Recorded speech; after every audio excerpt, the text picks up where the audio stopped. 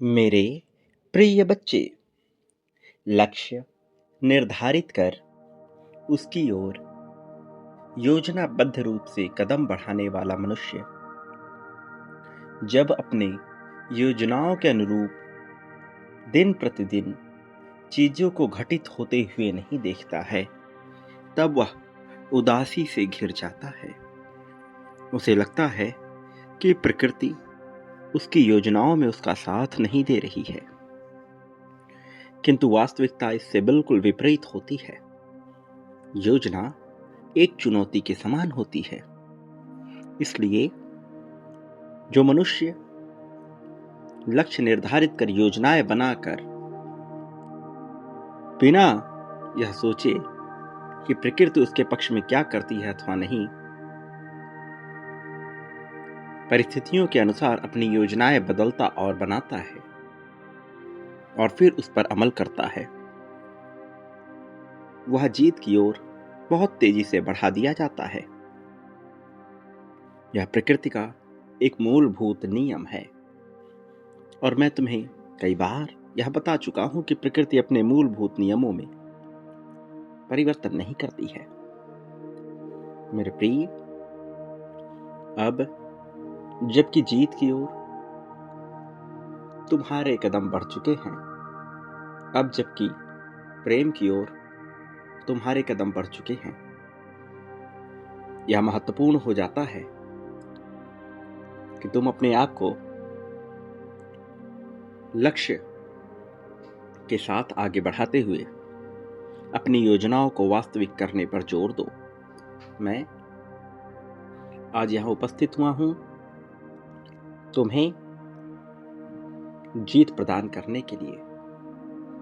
मैं आज इस संदेश को तुम्हारे पास लेकर आया हूं ताकि खुशहाली तुम्हारे हिस्से में आ सके।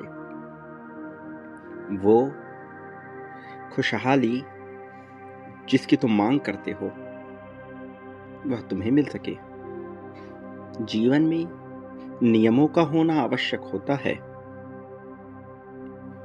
स्वास्थ्य के लिए जिस प्रकार से अपने भोजन का स्वच्छ होना, सार्थक होना, सात्विक होना महत्वपूर्ण है, उसी तरह से जीवन के लिए तुम जो कुछ ग्रहण कर रहे हो उसका स्वच्छ होना, शुद्ध होना और सात्विक होना महत्वपूर्ण है। तुम्हारे जीवन में तुम कई तरह से चीजों को ग्रहण कर रहे हो। कभी समाचार सुनकर अपने मन में चीजों को ग्रहण करते हो, तो कभी लोगों की बातें सुनकर और बातें बोलकर वाणी के प्रयोग द्वारा जीवन में चीजों को ग्रहण करते हो। निरंतर तुम किसी न किसी रूप में कुछ न कुछ ग्रहण ही कर रहे हो और जो कुछ तुम ग्रहण करते हो वह ही तुम्हारे शरीर का हिस्सा हो जाता है। जैसे भोजन तुम्हारे शरीर का हिस्सा होता है, फिर उसी भोजन से मांस, मज्जा, हड्डी इत्यादि बनती है। उसी भोजन से रक्त बनता है। उसी तरह से तुम्हारे द्वारा ग्रहण किए गए समाचार, ग्रहण की गई बातें, देखे गए चलचित्र, इनसे निर्मित होता है तुम्हारा अपना जीवन। इसलिए तुम क्या ग्रहण कर रहे हो, इसमें शुद्धता का होना सबसे महत्वपूर्ण है। मेरे प्रिय, स्वस्थ होने के लिए 80% मात्रा में भोजन का स्वच्छ होना महत्वपूर्ण है। बाकी बचे 20% में तुम्हारे द्वारा की गई क्रिया अपने शरीर को स्वस्थ रखने के लिए महत्वपूर्ण है। संपत्ति को बनाने के लिए 80% तुम्हारी आदतें महत्वपूर्ण हैं और 20% तुम्हारे द्वारा लिया गया जोखिम गणनात्मक रूप से। मेरे प्रिय, सीखने के लिए 80% समझ की जरूरत है और 20% पढ़ाई की। कुछ प्राप्त करने के लिए 80% कार्य की जरूरत है और 20% स्वप्न देखने की। खुशी के लिए 80% उद्देश्य की आवश्यकता है और 20% आनंद की। मधुर संबंधों के लिए 80% देने पर जोर देना चाहिए। केवल 20% ही प्राप्त करने पर जोर दो। संबंध स्वतः ही सार्थक और मधुर होते चले जाएंगे। बेहतर होने के लिए 80% जुनून चाहिए। केवल 20% ही विचार मायने रखते हैं। तुम्हें प्राथमिकता के द्वारा तय करना होगा इन 80% चीजों को। जब तुम अपनी प्राथमिकताएं समझ जाते हो तब तुम जान जाते हो तुम्हें क्या करना है और क्या नहीं। फिर तुम्हारा पूरा ध्यान परिवर्तित हो जाता है उन कार्यों पर जो कार्य तुम्हें जीत दिलाए। मेरे प्रिय, अपने मन मस्तिष्क को शांत रखो, अपने मन मस्तिष्क को स्वच्छ रखो, सात्विक रखो। फिर देखो कैसे जीत तुम्हारी तरफ दौड़ती चली आ रही है। तुमने बहुत सारे ऐसे लोगों का अनुसरण कर लिया है जो स्वयं ही अपने जीवन में गर्त की ओर जा रहे हैं, जिनके जीवन का कोई उद्देश्य नहीं है, लेकिन तुम प्रभावित हो गए उनके पहनावे से, उनकी बोली से। तुम प्रभावित हो गए उनके नजरिए से, जबकि तुमने नहीं जाना उनका वास्तविक व्यक्तित्व। तुमने नहीं समझा कि उनका तुम्हारे जीवन में क्या मूल्य है। प्रिय बच्चे, अपने मन को स्वच्छ रखो, स्वस्थ रखो और इसके लिए तुम्हारा अपने ऊपर, अपनी प्राथमिकताओं पर जोर देना महत्वपूर्ण है, बजाय इसके कि दूसरे अपने जीवन में क्या कर रहे हैं। तुम्हें सीखना होगा, जानना होगा कि तुम्हारे लिए क्या चीजें कार्य करती हैं और क्या नहीं। जो चीजें तुम्हारे लिए महत्वपूर्ण है केवल उस पर जोर दो। बाकी सभी बातें बेमानी हैं, निरर्थक है, बेबूझ हैं। मेरे प्रिय, जो मनुष्य जीवन में निर्णायक नहीं बन पाता वह सदैव दुविधा में घिरा हुआ रहता है। फिर चाहे उसे कितना ही समर्थन क्यों न प्राप्त हो जाए, वह केवल सहानुभूति की मांग करता रहता है, इस बात की नहीं कि वह विजेता हो जाए, इस बात की नहीं कि वह सारी जिम्मेदारी स्वयं उठा सके। वह चाहता है कि उसकी जिम्मेदारी उठाई जाए। वह चाहता है कि लोग उसका कार्य स्वतः ही कर दे।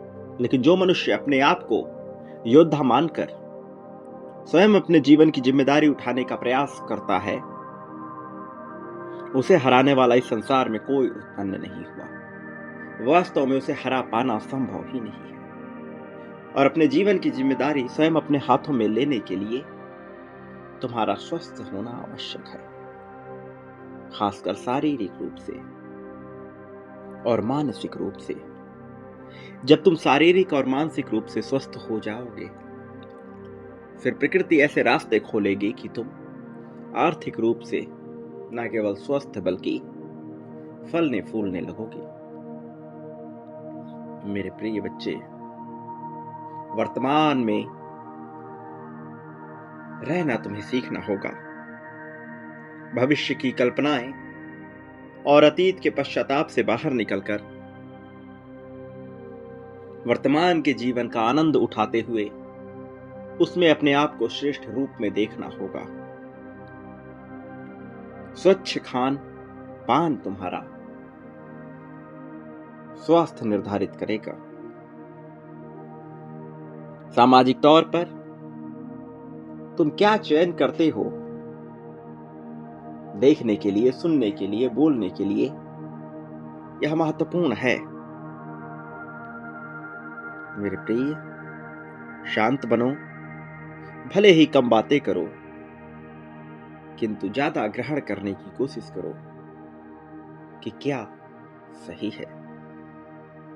मेरे प्रिय, जब लोग यह यकीन कर रहे हो कि तुमसे कोई कार्य संभव नहीं है, जब लोग यह यकीन कर रहे हो कि तुम हार ही जाओगे,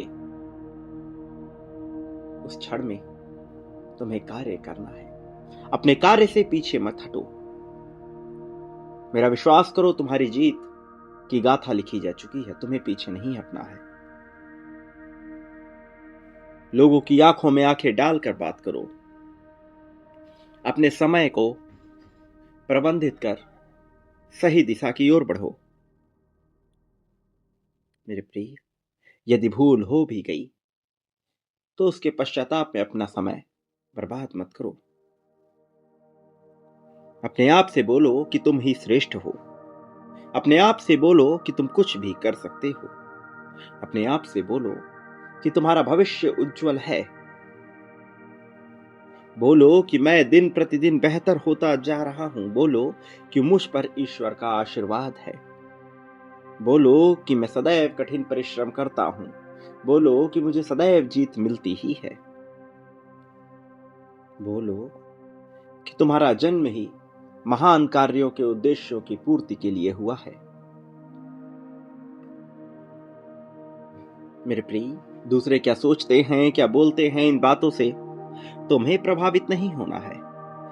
कोई तुम्हारी निंदा करे या सम्मान दे, कोई तिरस्कार करे, इस बात का तुम्हारे जीवन पर कोई प्रभाव पड़ना नहीं चाहिए। लोगों के विचार बेमाने होते हैं, बेतुके होते हैं। उनके विचार उनके अपने अनुभव के आधार पर निर्धारित होते हैं और तुम्हारा जीवन तुम्हारे अनुभव पर सृजित होगा। इसलिए तुम्हें अपने जीवन के मूल्य को समझना होगा। भले ही लोगों ने तुम्हारे मूल्य को ना जाना, भले ही लोगों ने माना कि तुमसे भूल हुई, भले ही वो तुम्हें योग्य ना माने, किंतु मैं तुम्हें कभी भी अयोग्य नहीं मानता। प्रकृति की नजरों में तुम सदैव ही श्रेष्ठ हो, योग्य हो, संपूर्ण हो। तुम जो कि संपूर्णता को प्राप्त किए हुए हो। तुम्हें भयभीत होने की आवश्यकता नहीं है, तुम्हें चिंतित होने की आवश्यकता नहीं है। वास्तव में तुम्हें चिंतित होना ही नहीं है। जीवन में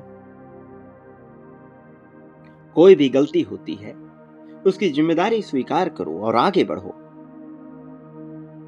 अपने भीतर छुपे हुए उस सर्वश्रेष्ठ उत्तम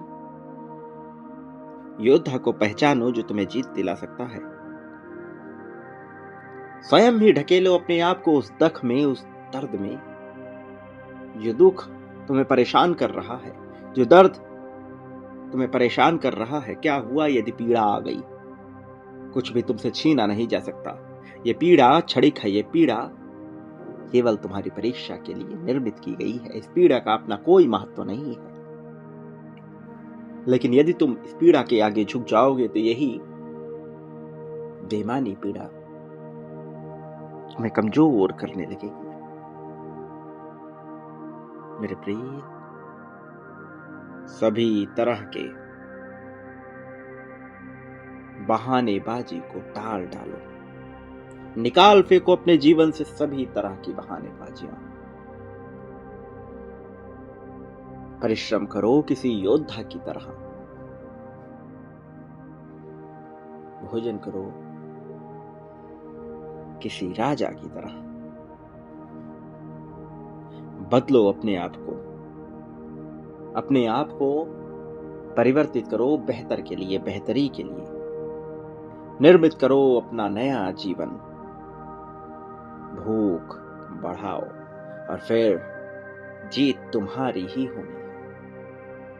यह सब कुछ किया जा सकता है, यह सब कुछ संभव है। केवल तुम्हें संकल्प को समझने की आवश्यकता है, केवल तुम्हें संकल्प को ग्रहण करने की आवश्यकता है।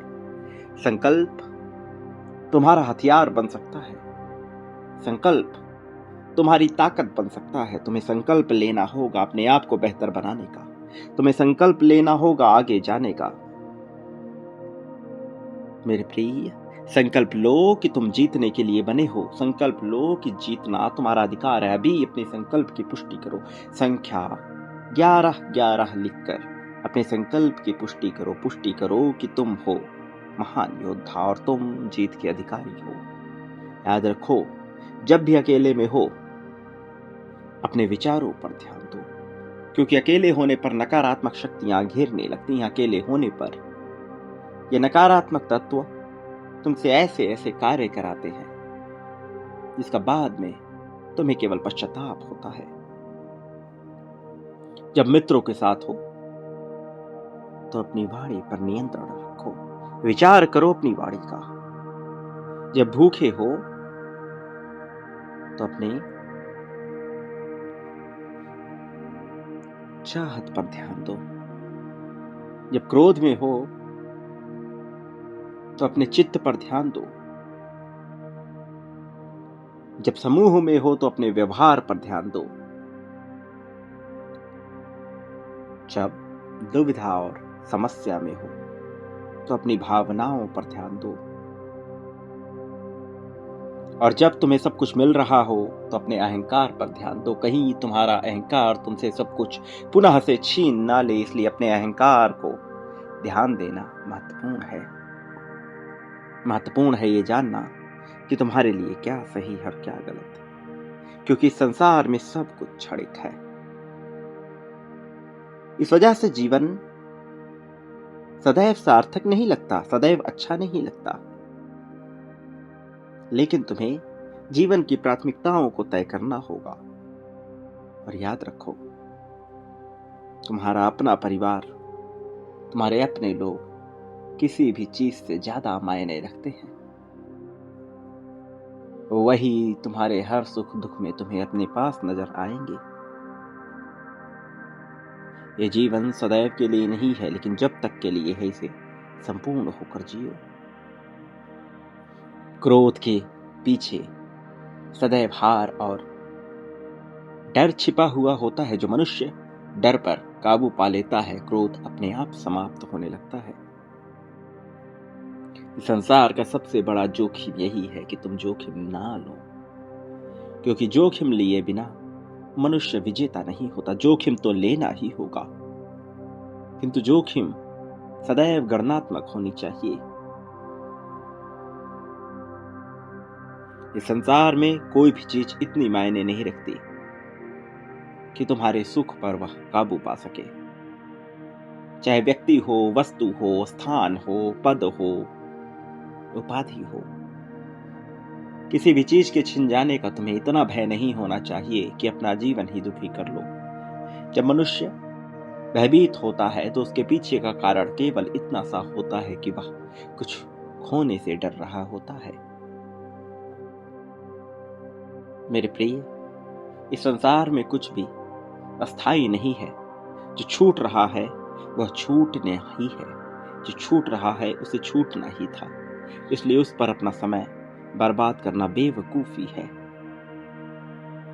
वास्तव में खुश रहना एक विकल्प है, एक चुनाव है। धन पाना भी एक चुनाव है। धीरे धीरे तुम्हें यह समझ आएगा और तब तुम्हें अपने भीतर का योद्धा भी नजर आएगा। मेरे प्रिय, अपनी जीत पर तुम्हारी पुष्टि आवश्यक है। अभी इसी पल में संख्या 51,000 लिखकर अपनी जीत की पुष्टि करो। पुष्टि करो कि तुम जीतना चाहते हो। पुष्टि करो कि जीत पर तुम अपने अधिकार को सुनिश्चित करते हो। वो चीजें जो तुम्हें गर्त की ओर ले जा रही हैं, उनसे पीछे छुड़ाओ। संकल्प की ताकत का प्रयोग करो और जीत की ओर अपने कदम बढ़ा दो। जीत तुम्हारे हिस्से में आकर रहेगी। अभी इस पल में संख्या 5555 लिखो। ये संख्या 5555 तुम्हारे लिए महत्वपूर्ण है। या प्रेम को पाने की संख्या है। अभी तुम्हारे आसपास बहुत से देवदूत मौजूद हैं। वो निरंतर तुम्हें संकेत प्रदान कर रहे हैं। तुम्हें उनके साथ जुड़ना होगा और बांटने की कला को और भी ज्यादा श्रेष्ठ करना होगा। बांटने से पीछे नहीं हट सकते तुम। ये देरी जो तुमने की, यह नहीं होना चाहिए। तुम्हें इसी पल में बांटना चाहिए। मेरे प्रिय, बांटो, खुलकर बांटो। प्रेम, धन, संपत्ति, समृद्धि सब कुछ तुम्हें मिलेगा। बस बांटना प्रारंभ करो। अभी इस पल से, इसी क्षण से बांटना प्रारंभ करो। बिना सोचे, बिना विचारे अभी बांटो और फिर तुम्हारे हिस्से में जीत ही जीत होगी। मेरे प्रिय, याद रखो, तुम कभी भी अकेले नहीं हो। मैं सदैव तुम्हारे साथ हूं। मेरे आने वाले संदेशों की प्रतीक्षा करना, क्योंकि मैं आऊंगा तुम्हारे मार्गदर्शन के लिए, जीत के लिए, खुशहाली के लिए, समृद्धि के लिए, शक्ति के लिए। प्रिय बच्चे, सदा सुखी रहो। लोगों के बीच खुशी का कारण बनो। तुम्हारा कल्याण होगा।